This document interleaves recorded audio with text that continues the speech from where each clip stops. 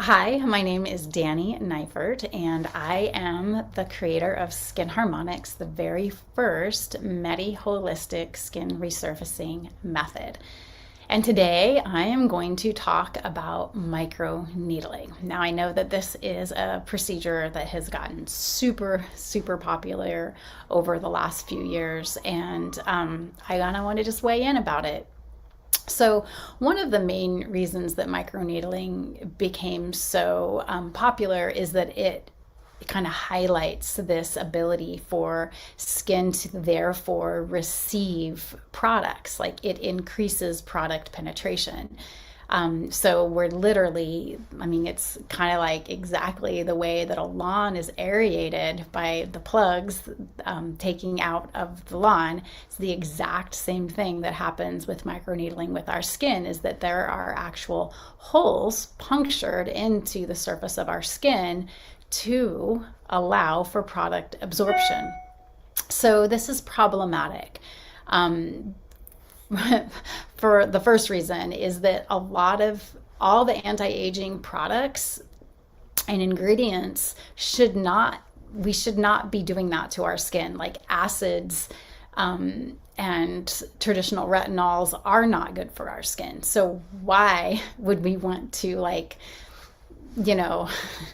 amplify our skin's ability to receive, the things that are not going to help it? Now, I know that that's a bigger topic for another video, but the main thing that microneedling advertises is, of course, this like product absorption, which of course for me is like, oh my God, it's bad already. And now it's really going to get bad if we are increasing our skin's ability to take in and receive and be force fed, glycolic, lactic, salicylic acid, and traditional retinol creams that are very inflammatory.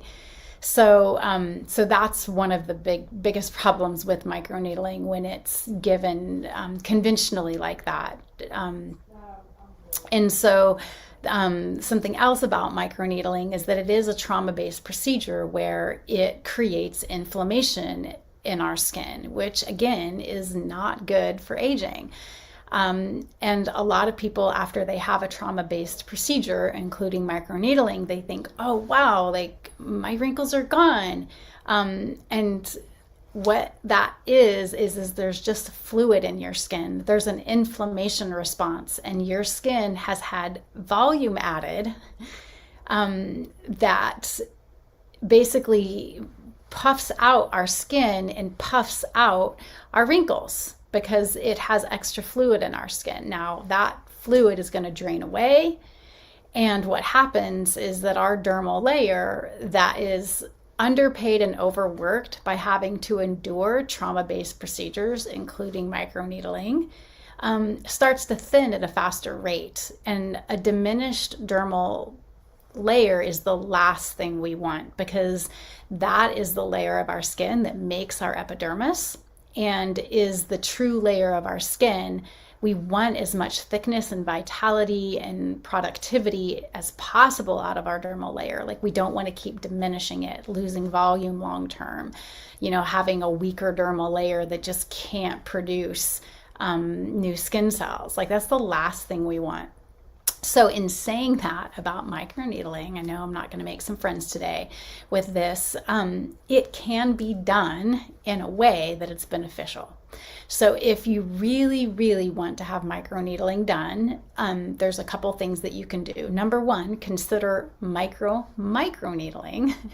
I offer that. I know that it's not readily available. But the most important thing is that you pair microneedling with something called dermal nutrients. Now, I know nobody knows about dermal nutrients. They're patented.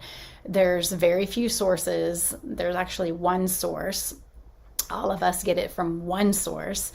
Dermal nutrients have the ability to make our skin make new skin cells without having to traumatize it by scraping it, blasting it, poking holes in it. It does this by liposomal delivery and releasing bioavailable vitamin A into our deep dermal layer, epidermal juncture, where we can make new skin cells. And the most fabulous thing about this is that this kind of product absorption, nutrient absorption, metabolization makes new skin cells, but without diminishing our dermal layer. So we can get glow, vitality, oxygen exchange happening, like all of the new skin cells that are needed for anti-aging and to resurface acne. But we can get it from a food source, a topical food source, instead of just like slamming our skin again and again and again, because like I said, our dermal layer gets basically, it's underpaid and overworked and will thin at a faster rate. So if you're going to do microneedling, pair it with dermal nutrients. And also, my other thing about microneedling is find somebody who specializes in microneedling and understands how not to go at the highest setting. And because one of the good things, I do want to say something really good about microneedling, is that when it's done with just the right hand, like heavy or light-handed, like when you get just that sweet spot and it's combined with dermal nutrients, it does have a specific ability to break up scar tissue. So I wouldn't use microneedling for anti-aging. Not needed. However, there is a place for microneedling when it comes to breaking up intense scar tissue from old acne scars or surgery scars, something on our face. We can microneedle other parts of our bodies. That's another video. Our face is really delicate and it just can't take a lot of abuse. So if the idea is to find somebody that specializes in microneedling, will listen to you when you say not to use the craziest, biggest, deepest settings, and you can pair that with these patented topical dermal nutrients so that your skin will receive something that's actually beneficial for it at a hyper rate beyond liposomal delivery, and that those needles can break up old acne scars, really stubborn acne. And consider microneedling, which I know is harder to find, but that can be a more subtle way to get some pretty significant events when, again, it's paired with these dermal nutrients. So I have a couple practices. I have one in Colorado, I have one in California, and I was lucky enough to find somebody a few weeks ago that specializes in microneedling.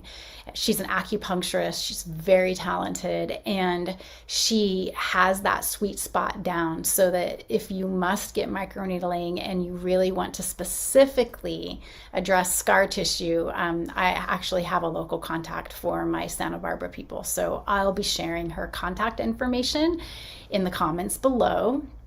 I haven't found anybody in Colorado yet, but I'm on the lookout. So I'm on the search. So when I find that, I'll maybe make another video and update that, or check in with me. So that's me weighing in on microneedling, and I'll see you guys next